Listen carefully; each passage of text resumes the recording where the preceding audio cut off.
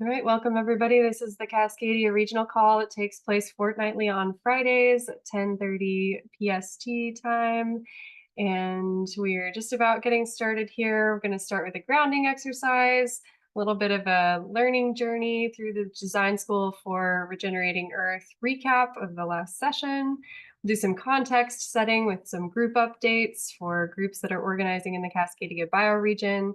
A little bit of a sociocratic gesture instruction, and then David MacLeod is going to give a modified dynamic facilitation presentation, which I'm very excited about. We'll have some time to practice some of the things that David brings up in breakout groups and just get to know each other a little bit better. And then we'll do a full group report back after that. And then Corey Seven has an artistic closeout for us at the end. So that is our agenda for today. And as ever, if you have suggestions for the agenda, or if you would like to give a presentation on something you've found helpful in terms of healthy group dynamics or bioregional organizing, please do email me at learningjourney@regeneratecascadia.org.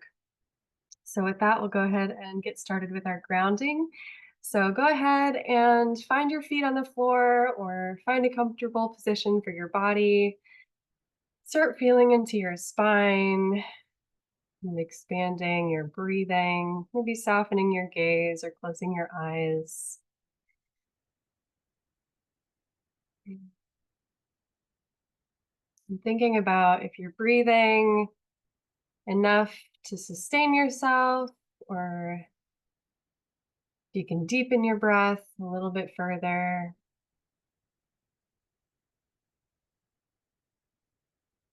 Really feeling into your individual vertebrae in your spine and seeing if you can maybe just wiggle them so that they're stacked one on top of the other, starting at your lower back. Just maybe trying to see if you can wiggle one at a time into place, imagining that you're stacking a little bone tower. I'm curious about what it feels like to move each vertebrae, moving up toward your mid back, into your upper back,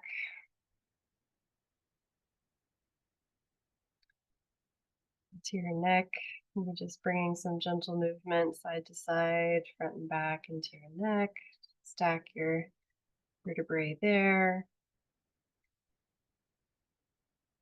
Maybe shrugging your shoulders up closer to your jaw,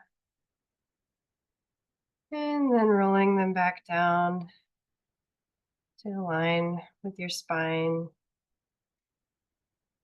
And taking some deeper breaths again. When our spines are aligned, we give our nerves some breathing room, give our lymph fluids some space to move, allow for more blood flow, which allows for more circulation, which allows for us to have more spaciousness in our reactions, in our clarity of mind, more presence in each moment. Really inviting your whole body into this space, into this moment, knowing that you are welcome here, that all of your somatic responses are welcome here. And returning to the breath one more time, this circulation that allows you to continue living, always happening, whether you're conscious of it or not. And go ahead and count backward from 15 in your mind. And when you get to 0, you can open your eyes and rejoin the group space.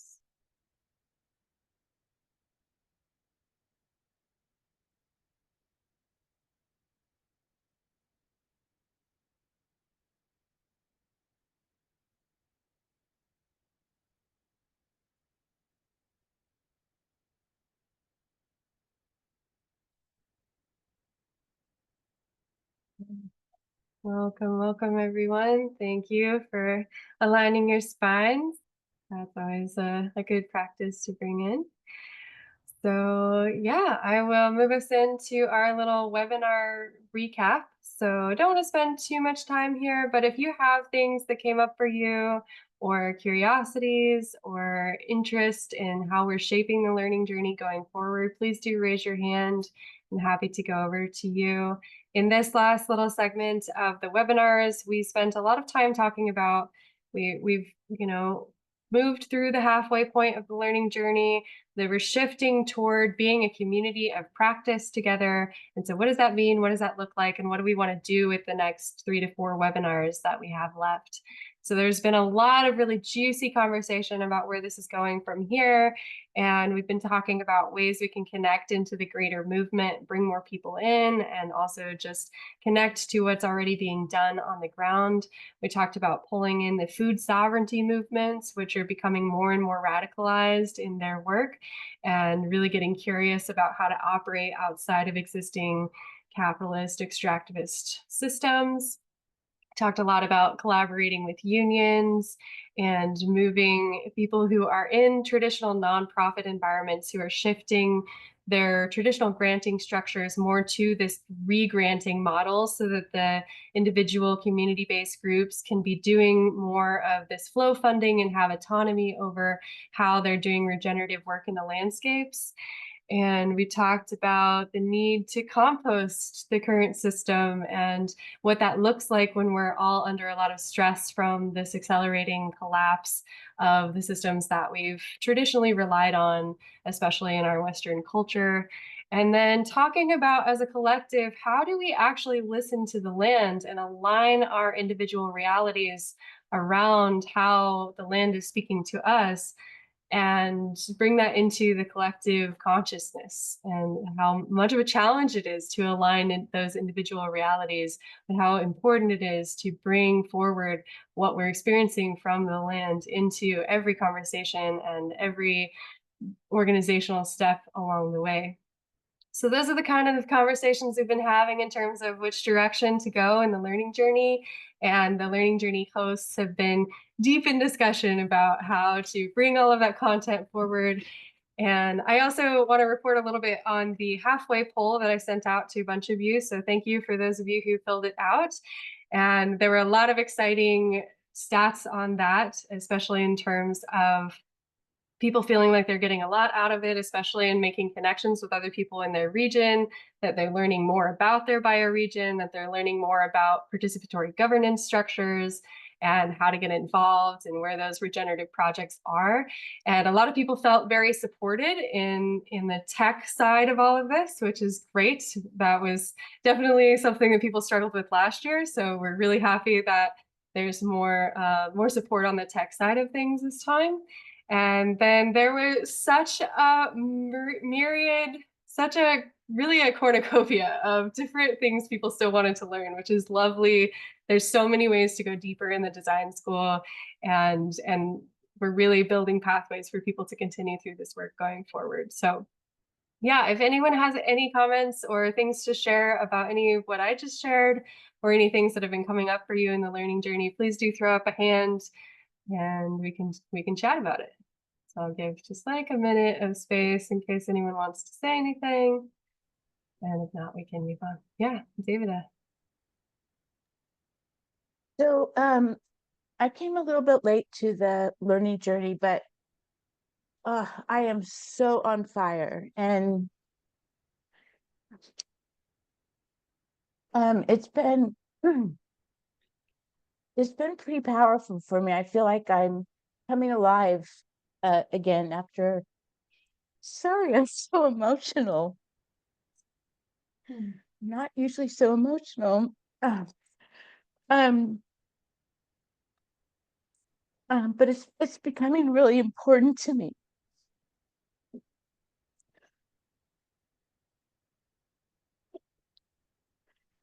And I'm trying to figure out how to plug in better with locally with what's going on.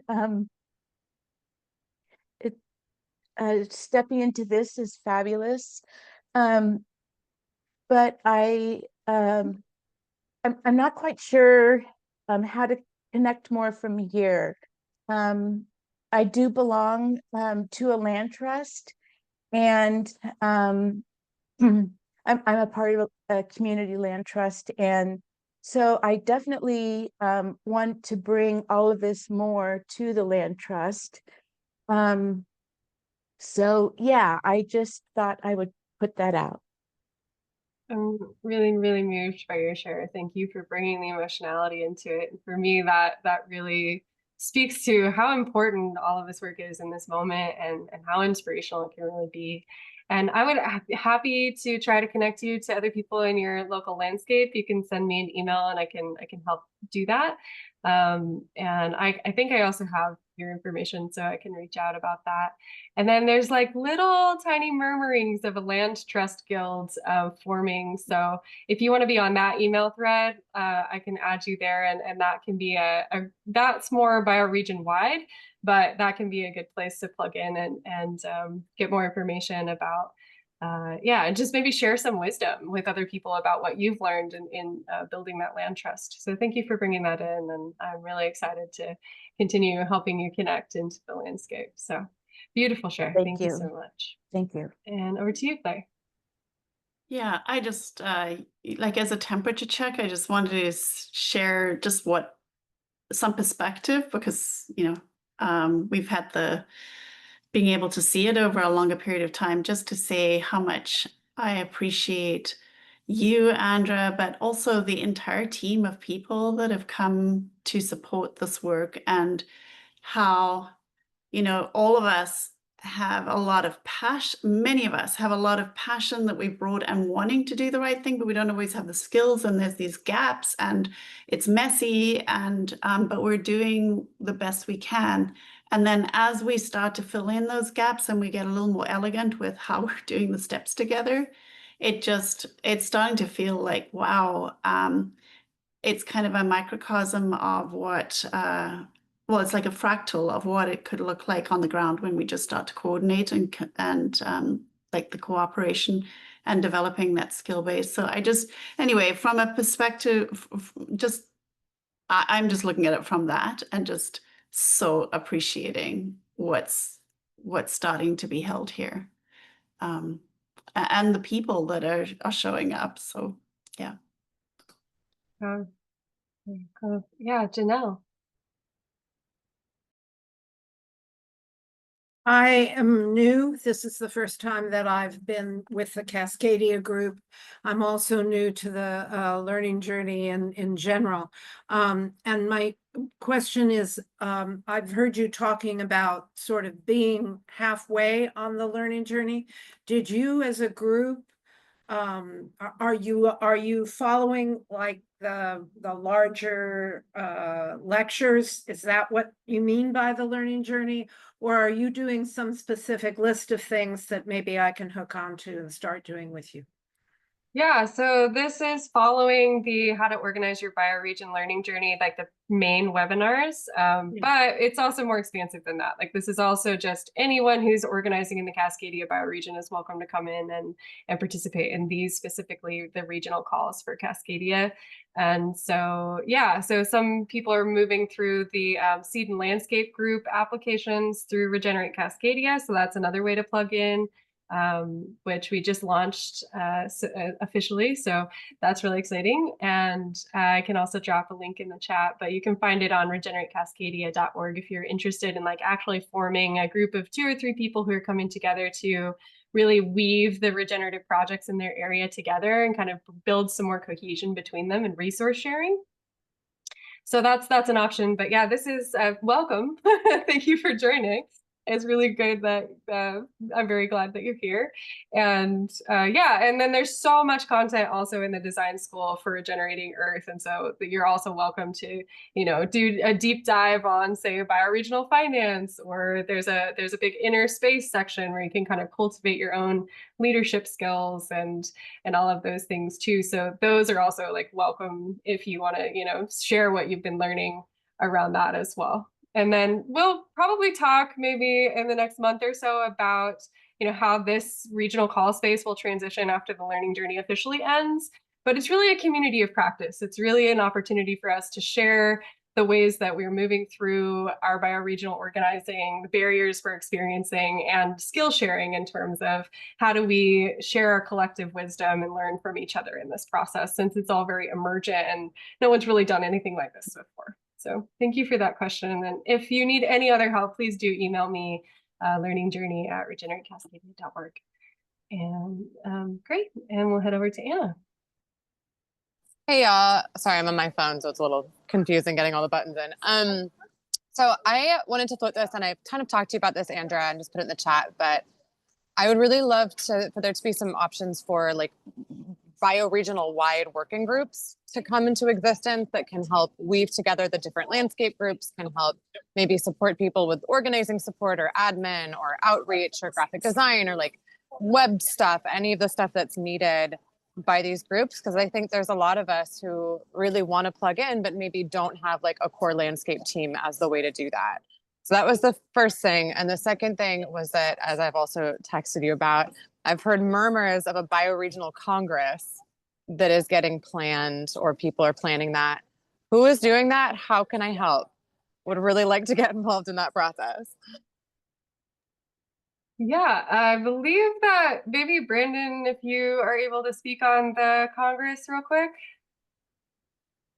Yeah, so I think there's a working group for a Continental Bioregional Congress, and they're looking at locations, probably somewhere in Cascadia, in fall of 2026. And so it is, what's really cool is it's a lot of the same people who you're probably already connected with and other things, but it's Carrie Crisp, who's in the Bay Area and works very closely with Planet Drum. And then it's David Hankey, who helped form some of the first Continental Bioregional Congresses back in the 1980s, kind of helping guide and steer. And then Samantha Powers and many other of these kind of like bioregional organizing groups, I think, are stepping on both in organizing committees and like more advisory roles as well. And then there's also Bill Bowie with like R3.0 and several other people as well. And definitely just reach out and I think get involved. There's lots of room for that. And I think so. And then what's really exciting is they're looking at, Carrie's actually in the region and has been for the last couple weeks, I think, and actually did a tour of Lost Valley and other things. I think just looking at different sites and potentials for it, which is really cool. Awesome. And Brandon, what's the best way for people to reach out if they're interested in supporting the Congress, just for the recording? Sure. Yeah, I'll drop my email in the sidebar. Feel free to reach out by email, and I'm happy to loop people in. Okay. And for people watching the recording, that's Brandon at regeneratecascadia.org. Awesome. Thanks for bringing that in, Anna. And I definitely, just like as a sneak peek, this is just very nascent, but Regenerate Cascadia is also planning on developing its own Mighty Network platform to be more of a space for people specifically within Cascadia to be sharing information so we're not overwhelming the design school. So those two platforms will exist in parallel. They'll be supporting each other, but they'll be a little bit separate so that we have more capacity to do that kind of more guild creation and resource sharing, and that will really help support people who don't necessarily have a specific landscape group that they're working in or landscape team that they're working in. So hopefully that will come online in the next few months, and we'll be able to help people get on board with that. And it'll be a familiar platform to everybody since most people are in the design school and are already familiar with Mighty Networks. So yeah, thank you for those questions. And I'm really excited to see how that will show up in the world. Okay, yeah, and so moving on to just some context setting. So if you are doing any kind of regenerative work in your landscape, if you're forming a seed group or a landscape group, or if you just, have something to share about the ways that you're listening to the land, feel free to throw up a hand and just share it with the other people. Please do say which landscape you are calling in from. And if there's events you want to share, maybe drop that in the chat or talk about when that's happening if you'd like to invite people. So go ahead and throw up a hand if you are interested in sharing about that. And while we're waiting for hands, I can say that the Willamette Valley team is, the Northern Willamette Valley team is very eagerly about to send in their landscape group application. And so we've been working on that very hard and very excited to see that taking shape. And we'll move over to you, Denise, for an update. Yeah, I wanted to thank Corey on the call and Kim Schwarzkopf. Well, and I'm seeing some folks that were part of we did a constellation on July 3rd that was facilitated by Annalika, who was part of the design school, and that was really powerful. And what came out of it was the need to go listen to the land. And so the next week, Corey and Kim and I went to the land where we're building a regenerative village in Burien, 27 permanently affordable homes nestled in a food forest. It's been quite a journey. The first thing we had to do was change zoning. And there's been politics, there's been all kinds of things. But, you know, we hadn't spent a lot of time on the land actually. So we went there and listened, and it was a really powerful experience. We each took time going out and listening on our own, and then coming back in a circle and talking about what we heard. And we all heard the same thing, which was a lot of grief and sadness and an anticipation of joy, but there's layers and layers of trauma and violence on that land. And we heard I knew about some of it. I suspect some of it. It's on Military Road, which is the oldest road in the state of Washington, which kind of tells you all you need to know. I mean, not all you need to know. There's a lot to know, right? And then the the land itself, we got a really good price on it, and I discovered later part of why that was there's some violence and trauma in the recent past as well. So so this will all be composted. And we will, you know, it will be permanently affordable homes for generations. And it's been a journey with politics, local politics and federal politics. And it's really complicated. And so I'm excited to have a land guild coming together because it's a lot to hold. And then there's a lot of steps that, you know, we've learned that other people could also, you know, learn from there's just so much learning, and that learning is better shared. And so I really appreciate the folks who have been part of this journey and the folks who are yet to come. So thank you. Thank you so much, Denise. It was such a beautiful experience to be part of that constellation. So thanks for being brave in that. It's definitely a leap of faith, but a beautiful, beautiful practice. And moving over to you, Gabe. Thanks for sharing, Denise. I was able to participate in that constellation. It was a very new and exciting experience, and great to kind of hear a little update on where that took you. So thank you.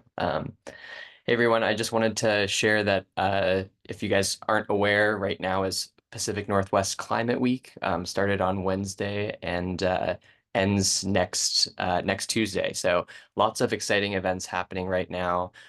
If you're in the Bellingham area or Northwest Washington more generally, Colshin Carbon Trust is having an event we're calling Rooted in Resilience. It's really focused on kind of bringing the community together around conversation. And you know, our focus at KCT is nature-based solutions. So you know, regeneration and resilience is really the core of the event. So I already dropped the link in the chat, but I'll just drop it again. If you're interested and available, you can register or just show up. It's going to be pretty exciting. We've got a number of organizations tabling. Dave MacLeod, also on the call, will be speaking, as well as Howard Sharfstein. If either of you guys want to pop in and add a little more color, feel free. But yeah, I think it'll be fun. So like I said, if you're in the area, come on down and say hi. Thanks so much, Gabe. I'm excited to hear how that goes. And if you're interested in writing up a little like blog post about how that goes for your group, we can throw it up on the Regenerate Cascadia website. So you can just email it to me if you feel called or interested. So take photos and we can share it with the group. So awesome. Thanks so much. And moving over to Claire. Yeah, so this is me wearing my local hat. And yeah, so I can't recall if I've actually shared that we had a meeting at my house with a bunch of the people. I think there were 8 people from that had 6 of them had traveled down to the BioFi conference and were really on fire about organizing. I can't recall if I've shared about this in this group, but it was really exciting. People, so there's a group emerging from Salt Spring Island and then local Victoria, Greater Victoria area. And they're working on putting an application together. And then I just wanted to share something that I've been working on for a while, and that Pamela will know. Pamela and Jan will know, and I haven't had a chance to update them on this, but I thought it was pretty exciting. So I just wanted to share it because it's kind of like weaving the threads, and I feel like it's got greater implications. So if you don't know who John Burroughs is, he's the person who started the first Indigenous law school in, I think, in the world, actually. Started at UVic, and it's there are now Indigenous law schools across Canada, and he consults around the world doing that. And I was able to introduce him to Gerald Harris, who is the person who has been that Pamela introduced me to, but who is just this incredibly passionate. He's not a trained ecologist, but he takes that role, passionate about Barker Creek, which is one of the local, this is our local watershed. And he and John went for a walk along Barker Creek, which is the headwaters are located on the property of UVic. And I had been talking about, like, what does it mean to do a land acknowledgement when we don't, when we just don't bring in place in a way that actually recognizes the violations that have happened. Most people have no idea there's even a creek there, that let alone that it's the headwaters of Barker Creek, because it's all been covered over. And so, Gerald took John on this walk and, sort of really explained the whole area. And so then this is the email. I'm just going to read you a really short portion of it from John. Around 5 p.m. last night, I went for a walk around campus. The evening was as quiet as the bright sun and cool air. Behind the law school are small paths. I sometimes stand amid the Douglas fir and arbutus trees there. I often see deer, crow, thrush, robins, raccoon, mice, and spiders. An occasional raven will visit.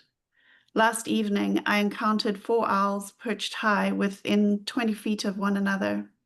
Swirling their heads, they tried to get a fix on me. We stared at each other. I collected feathers dropped from grooming, brown with white throats and long black horns. Their heads swiveled at the smallest sounds. Their whispered rasps directed attention to passing birds. What do you call a group of owls? A parliament. Barker Creek as a source of law? Of course. I met with 2 wonderful people from the Friends of Barker Creek Society 2 days ago. Speaking together generated an idea. Teach a course drawing from more than human sources immediately outside the law school using our new outdoor classroom. So he included several key faculty from other faculty, and there's a conversation going on. I wanted to share that because to me that was pretty inspiring, and some weaving that's happening that I think is kind of what, yeah, it is exciting, and it will really help a bunch of the other work that's coming together here. I love that, Claire. That gave me chills. So it's beautiful. Amazing. Okay, moving over to David MacLeod. Hello, everybody. I just put into the chat a flyer that was made by Brian Kirkfleet, made for our tabling that's happening tomorrow at the Climate Week event that Gabe was talking about. And at that event, Brian will be talking for about 10 minutes about climate and water. I'll talk for about 10 minutes about Regenerate Whatcom and some high points from the article I wrote for our Whatcom Watch newspaper locally, covering what is earth regeneration, what is bioregionalism, what is Regenerate Whatcom. So that should be fun tomorrow. Coming up the following week on July 25th, We're going to be having a permaculture Regenerate Whatcom meetup, as we're trying to do once a month, the last Friday of every month, and meeting at urban, kind of semi-urban location, but it's on a large lot. And this person is doing social permaculture practices, so that's kind of going to be the focus of our conversations at that event. And I'll talk about Regenerate Whatcom as a social permaculture project. So I like to propagate the idea that permaculture is more than just growing food. It's a set of principles that can be applied to any system, including our social systems. So I look forward to that. And then we have the first of what's going to be a series of events. This was really sparked by some comments that Howard Sharfstein made at the design school about the importance of water. And we have water adjudication issues happening that can be conflicted between tribes and farmers. So we're going to have a series of called Walking Whatcom Waters. And it's not just going to be about the adjudication, but, you know, it's a mini design immersion that we're going to have a series of events. And the first one is going to be more for our team to learn, but it's going to be at the River Farm out in Deming, Washington on July 27th. So we're looking forward to that as well. Thank you. So many great updates. And if you're watching the recording and interested in getting involved in the Whatcom Regenerate Whatcom group, their email address is whatcom@regeneratecascadia.org. And moving over to you, Terry. And we're going to close out this section soon, so if we can be succinct, that would be very helpful. Thank you. Great. Yeah, I just wanted to let folks know we're moving to our second module of the Regenerative Earth Apprenticeship Program here in the Upper Skagit. And it's been really an awesome experience. We have some great young folks that are involved, and it's been a really good exchange of information, and we're doing a lot of projects, and we're growing a lot of food, and we've just started a gleaning project as part of this that just got added on, knowing the need that's going to be coming and the lack of, the government agencies that are crumbling sort of as we speak. But yeah, it's a great program for young folks. I think we've been taking in woofers as well as having two really great regular apprentices. And I will throw my website up into the thing, but I'll be more present in the winter time. It's hard to get online sometimes in the summer. So just wanted to let you know I'm watching what's going on online. Thanks. Makes total sense. Thank you for all that you're holding, Terry. It's always beautiful to hear about all of that going on. So, over to you, Jan. Sure, I'll be pretty brief. I had just, when David had mentioned, or Claire had mentioned the land acknowledgement, I just wanted to say I've done some bioregional walks, engaging just people kind of going into the neighborhood that they're used to, but being able to see it from a bioregional perspective. And I actually kind of use the whole walk as being a land acknowledgement, both about the land and about the layers of all the aspects that make up a bioregion into the culture and the initial First Peoples culture, and then our current culture, and how those all impact each other. And also really weaving a lot in when I did the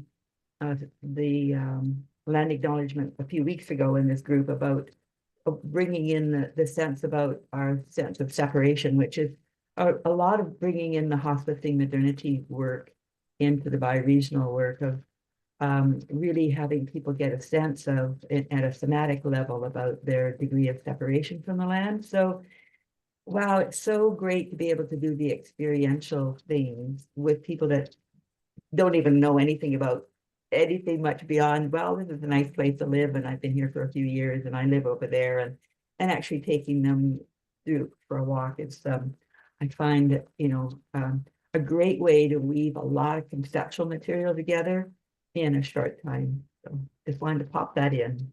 I'll probably post something in the Telegram just as an overview of my little poster that I put to Claire said I should. So, okay. Beautiful. Thank you, Jan. And Jan gave a lovely presentation at one of these regional calls that was recorded and is on the Regenerate Cascadia YouTube channel. So if you're interested in going back and reviewing that, you can look at the one from I believe it was a couple months ago. So, but yes, thank you for pulling that in. Awesome. And okay, so we're going to move right along. I'm actually going to skip the sociocratic gesture instruction today so we make sure we have enough time for David to give his presentation. So I'll go ahead and turn it over to David for modified dynamic facilitation. Thank you, Andra. So modified dynamic facilitation. This is not something that I've been trained in. I haven't attended workshops or anything, but I just experienced it in my time with Sustainable Bellingham in the mid 2000s. And then we used it also in our transition initiative work. And I found it to be simple, straightforward, and elegant.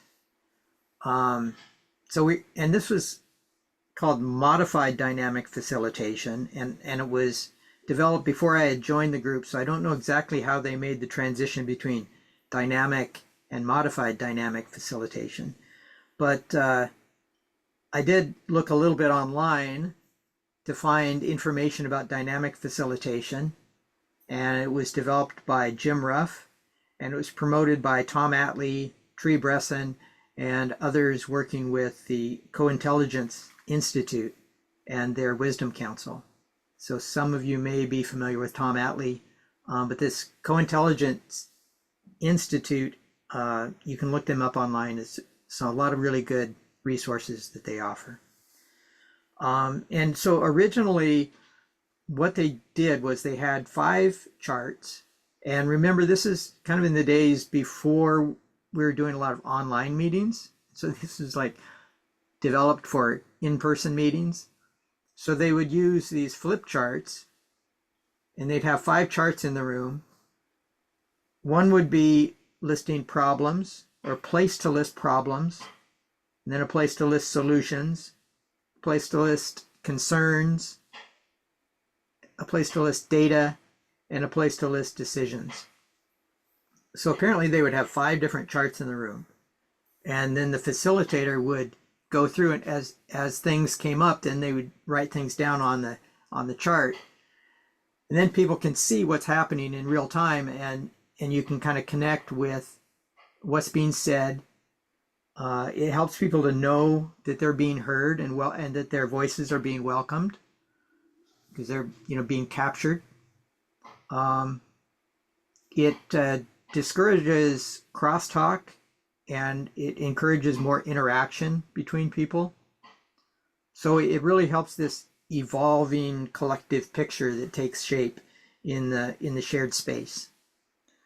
And then another key aspect is that what we would normally call objections or criticisms or critiques are reframed as concerns. And so the facilitator helps to kind of reframe this and put it down in language that is not so much conflictive, but to really try to hear what's the concern underlying a person's objections that would otherwise maybe be more conflictive. So it helps to be acknowledged, understood, and then placed in public view for everybody to think about and consider. So in a nutshell, I think the benefits of dynamic facilitation are that they create a dynamic forward motion to group processes where every voice is heard, where thoughtful reflection is encouraged, and it has the power to generate group wisdom and deep creative consensus.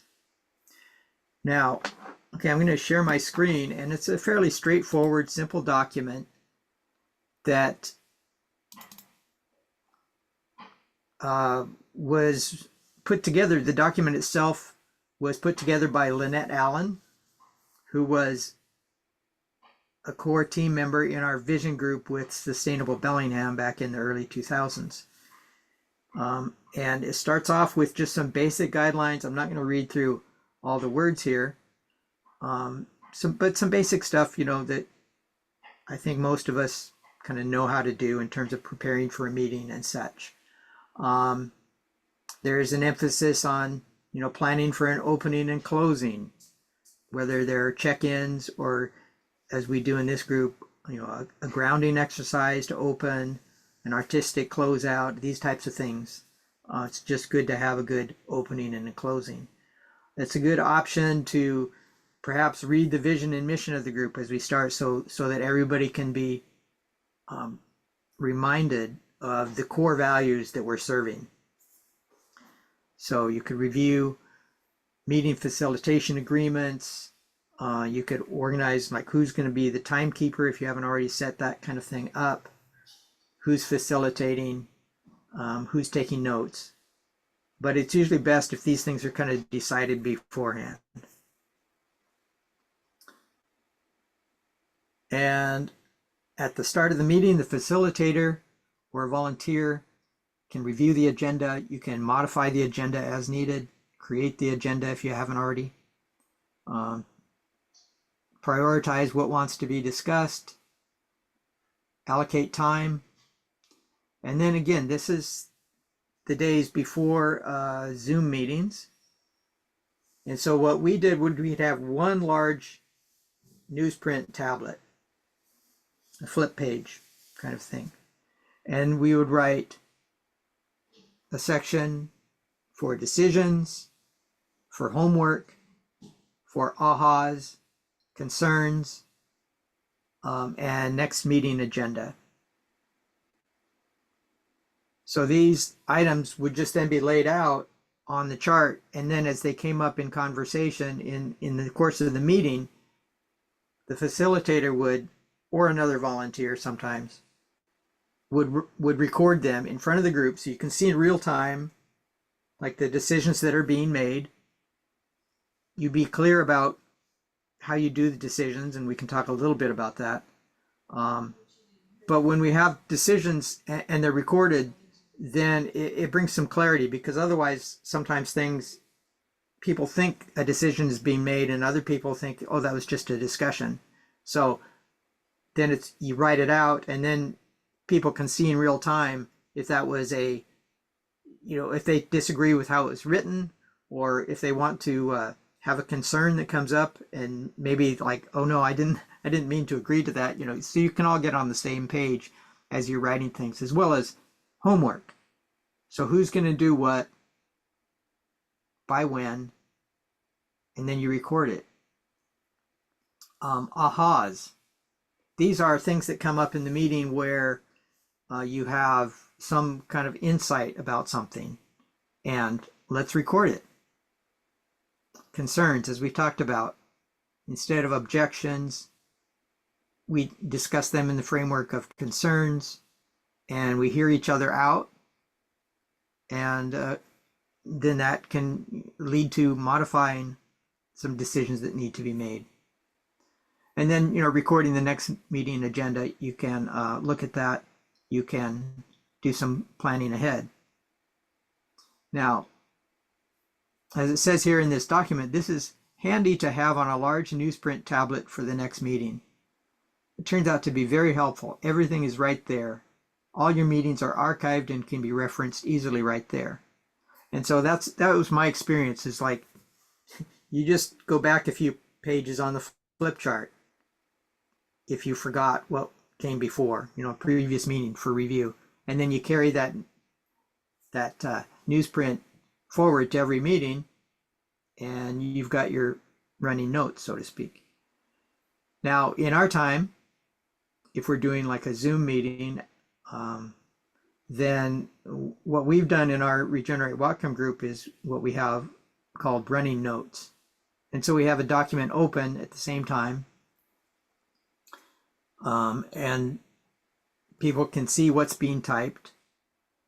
And we have the running notes in one document, so if we need to, we can scroll up and down to previous meetings and see those notes. For me, it's not quite as perfect as being able to be in a room with everybody and you can read body language and make eye contact at the same time as you're seeing on this new newsprint in front of you. With a Zoom call, it's a little bit hard to keep all the images of the people on the screen as well as looking at what's being written, but It generally works.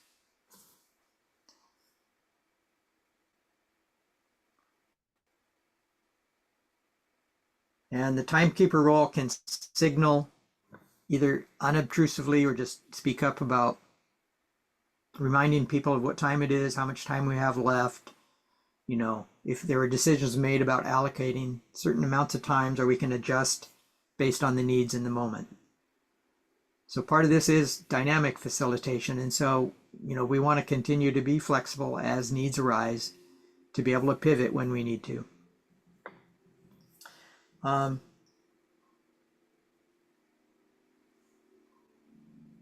It could include section for sub-team reports if you have other teams, you know, giving reviews and debriefs about other activities.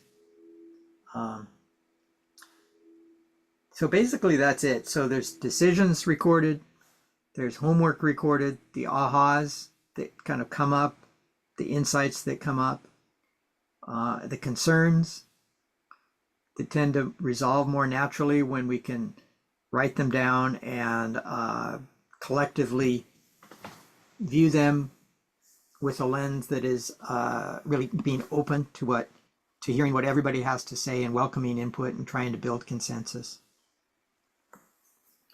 Now, building consensus, we used a simple finger method on making decisions. So it was simply hold up one finger if you agree.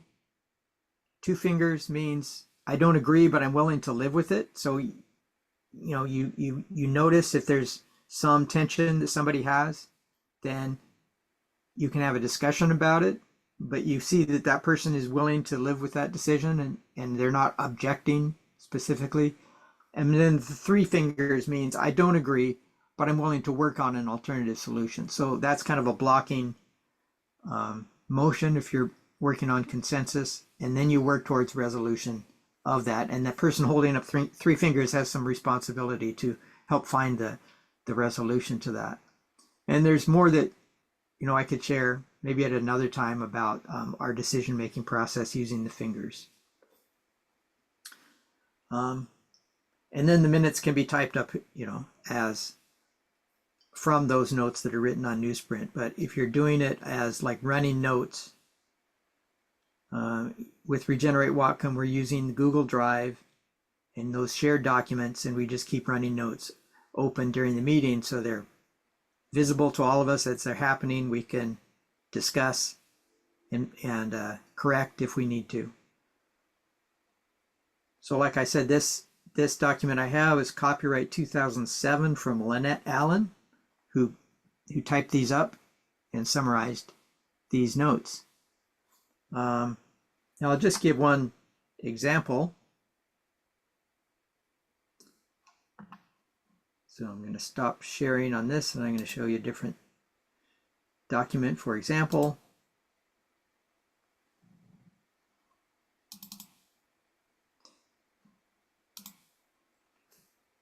And we only just started experimenting with this process in our Regenerate Whatcom meeting yesterday.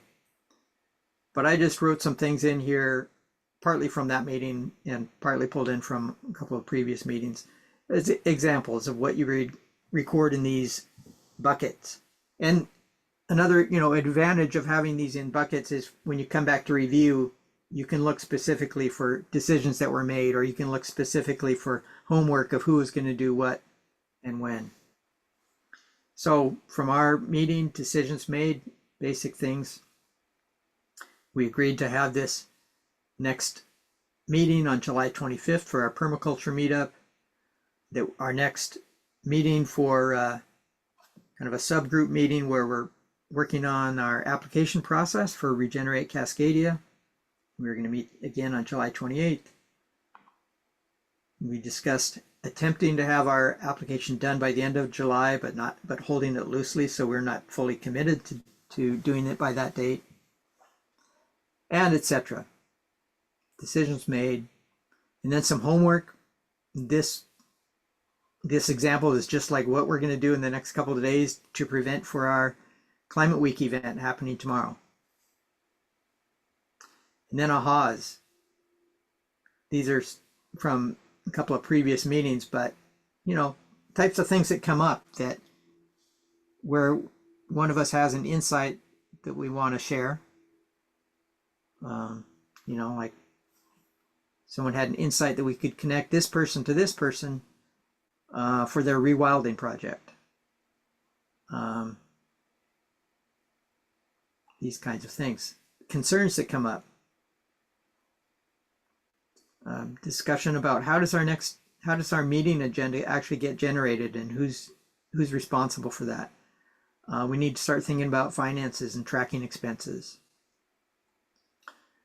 There was a concern about rushing to complete our Regenerate Cascadia application by the end of July.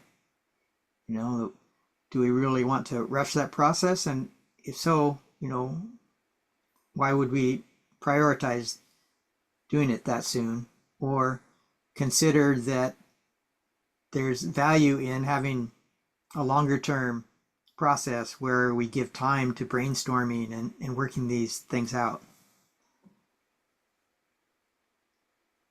And then we didn't talk about this, but this is also a common thing to have a bike rack section where, you know, the things that we're not going to be able to talk about right now, but that we need to be considering for the future. So like it can go on a future agenda, but we're not going to have time to discuss it today. So bike rack or parking lot is that category. So again, what I like about this is it's easy, it's straightforward, it makes things visible, and it's also easy to come back and review.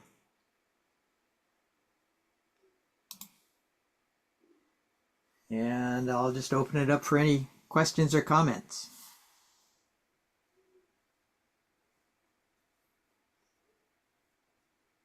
Thank you so much, David. That was really beautiful. Going over to David Kenner for a question. Yeah, thanks so much, David. For those of you who don't know, David and I are both in Regenerate Walk Home. We're on the initiating team, as we call ourselves.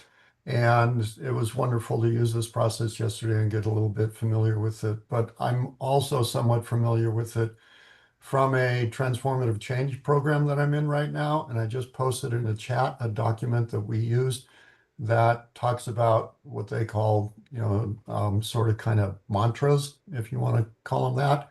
And they're kind of the attitude or the way to hold and show up in the dynamic steering process, not so much the pragmatics that David went through.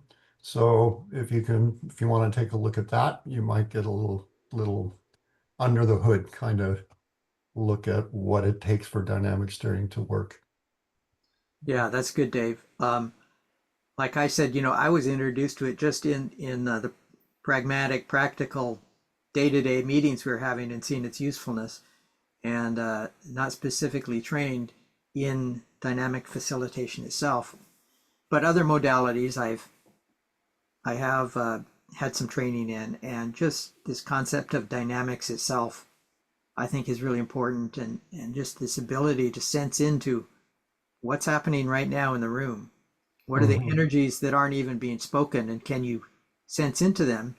Or maybe take the time to pause and, you know, ask, where does this need to go next? What do we need to adjust in the moment? So yeah, really kind of a sensitivity that needs to be developed for that. Very much so. We've heard the word emergence, you know, quite a bit in this course and in these discussions. And I think dynamic steering is quite consistent with that and supports, you know, sensing a new emergence and being flexible with it. It does take a fair amount of attunement, and it's one thing I've really enjoyed about these meetings, the few that I've been to, is we're being invited into that. And Andra, I want to thank you for the way that you help us cultivate that. Thank you. Yeah, one more quick question before we head into breakout groups to kind of discuss this with each other. So yeah, question or comment, Claire? Oh, you know, maybe I'll just leave it till the discussion groups, because yeah. Awesome. So we'll do about 15 minutes for a breakout group, and I have some optional questions. So you can just get to know each other. That's also part of this regenerative culture building work. But if you want something to chew on together, we could talk about How can we translate modified dynamic facilitation to digital spaces?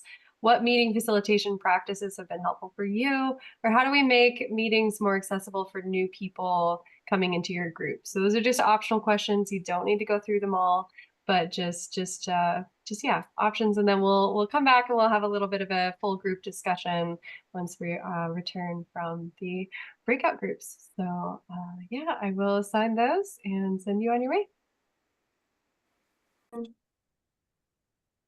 All right, we're back from our breakout groups, and I'm so curious to hear what kind of juicy conversations you had. So if you want to throw up a hand and you can give a comment about, yeah, anything about the presentation that David MacLeod offered in terms of what you talked about regarding modified dynamic facilitation practices, or just what kinds of meeting facilitation has really worked for you all. Or just, if you're feeling really alive about like, wow, I met these people and they're awesome, like please throw up a hand and just share some of your inspiration with us. So moving over to Anna. Yeah, I feel like there's a lot of really great information provided on these calls for people who are trying to start Regenerate Cascadia landscape groups and seed groups, which is obviously a wonderful thing to do, but is not the only way to build resilience, regeneration, and independence and sovereignty in Cascadia. And I've been struggling in this group as a whole so far to like figure out where to fit in as someone who is a nomad and has a lot of organizing skills, but I feel like there's not really a place for that skill set to go in the structure that exists in this organization so far.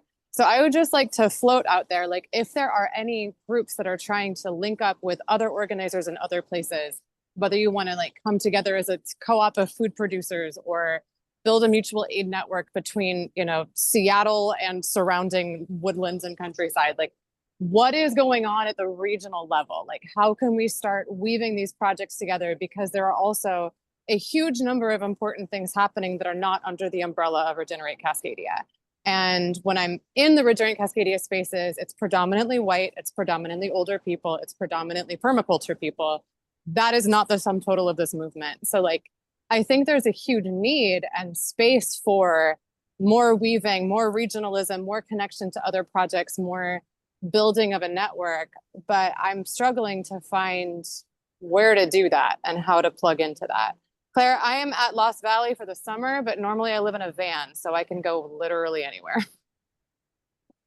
Yeah, I really appreciate that feedback and bringing that in. I think it's really important. Yeah, definitely want to name my bias as someone who works very closely in Regenerate Cascadia spaces. And also want to acknowledge that something I've been noticing is that we're in this moment of trying to connect up these super hyper local movements to a bigger bioregional movement. And we're building that middle space right now and trying to figure out how that fits together. And we want it to be very broad. We want it to be very, regional in the ways that that's building. But right now there's like the super hyper local and the super bioregional, and we're building that middle space. And I'm really excited for the ways that down the road a little bit, the guilds will come online that will kind of bridge that gap and provide more resources for people who are between landscapes. But right now, I think as we're still building all of this and all of this is really emergent, starting at that hyper local level makes sense. But I can definitely feel and understand the frustration for when you're not connected to any particular landscape, that feeling like a struggle. So thank you for calling that in. And I think that it's really important what you said too about, bridging just beyond permaculture, bridging beyond ecological restoration into, like I mentioned earlier in the call, food sovereignty movements, mutual aid movements, those kinds of things that maybe aren't quite as land-based or hyper-local based. So yeah. So anybody else have comments about what happened in the breakout room or anything that Anna Sher brought up for you? Yeah, just throw up a hand if you're interested in chatting about that, offering something to the group space.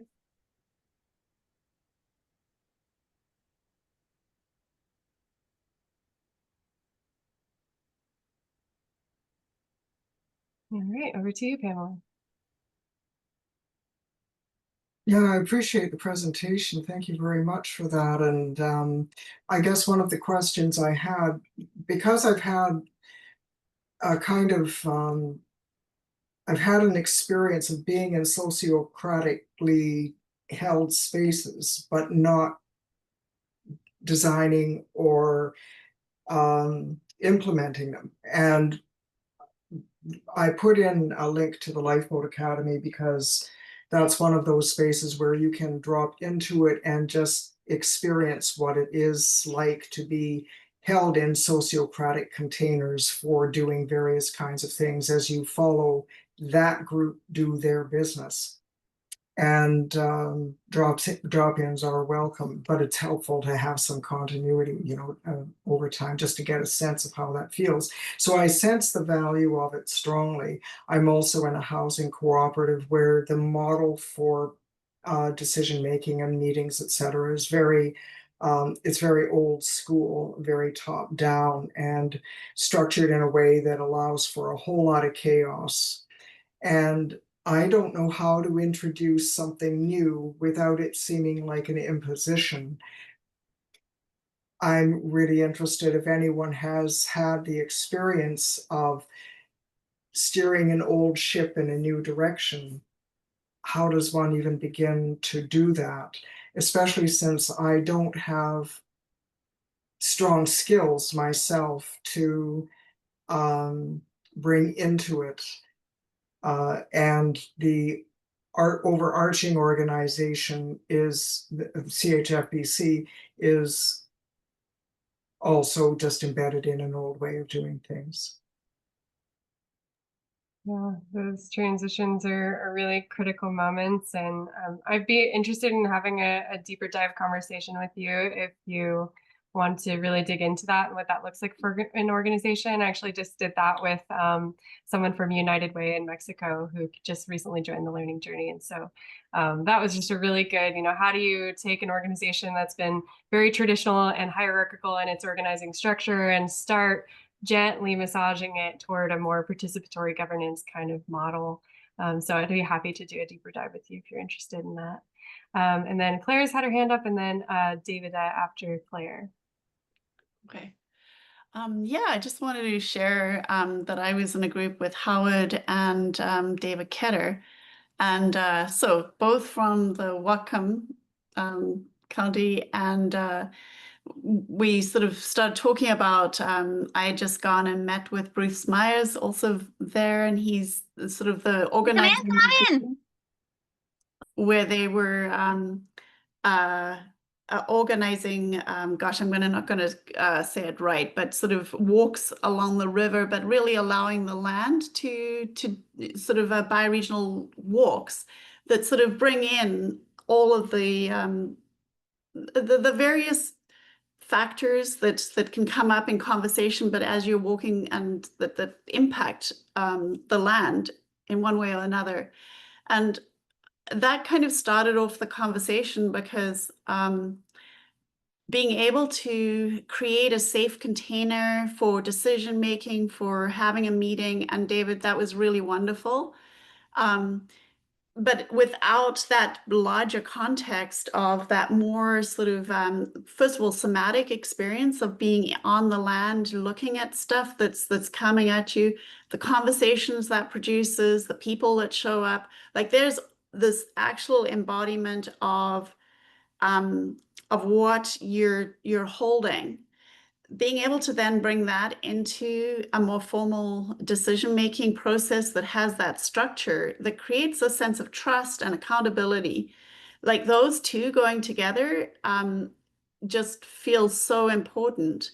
And so, yeah, I really appreciated like the conversation we had around like both need to exist, and that actually things can get way out of whack when we don't have that perspective taking. And Tyson Yunkaporta talks about the yarning circles, where there's this kind of ability to bring in the landscape in a kind of freewheeling way, and then what needs to be held, there's a prioritization that naturally starts to kind of come when you're actually present in the landscape.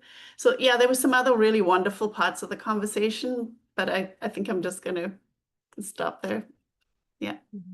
Beautiful. We'll move over to David, and then we'll have our artistic closeout.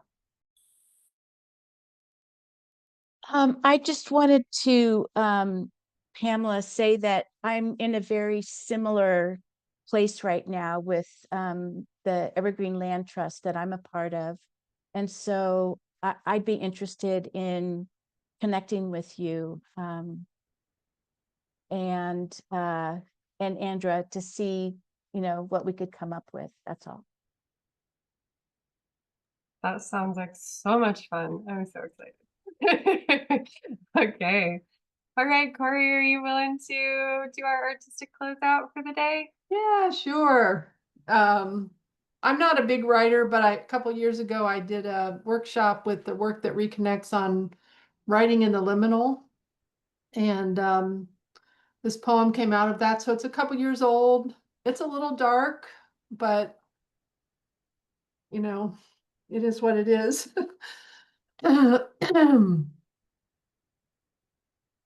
How to live during Earth's sixth extinction. We are here. Nowhere else. No time else. The ice is melting. Species are dying. The weather is more extreme. More to come. As a people, we pour our resources into more of the same. As a people, we pour resources into responding to climate-related tragedies. As a people, we do not act to save ourselves or the earth. These are the facts. Actions may help. The ice is melting. How to live in this great turning. Let go, accept where we are, when we are. Let your body grieve. Work the spiral. Let the water carry you forward. Be agile, your body flowing easy as pie around the boulder and under the log. Come up for air. Sit in the sun. Listen to nature in you, all around you. Love nature like a tiger mom. Love yourself. Seriously, reuse, reduce, recycle. Haven't we taken enough? The ice is melting. Let love. Can you really let yourself feel it? Make you a warrior. Not in grand gestures, but to act when what you love is harmed. Harmed by greed, harmed by fear, harmed by despair. The ice is melting. Check. Let's just have a little breath for that beautiful share. Thank you, Corey. Inhale. And an exhale.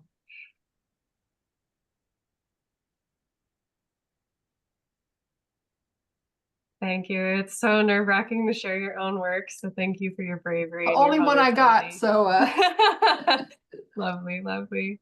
I just want to say big gratitude for all of the people who showed up today. At that peak, we had 21 people, and that's been like successively growing over the course of this learning journey, which is really exciting to me. Means that people like the space and think that it's valuable. So thank you, and thank you for everyone who watches the recordings as well.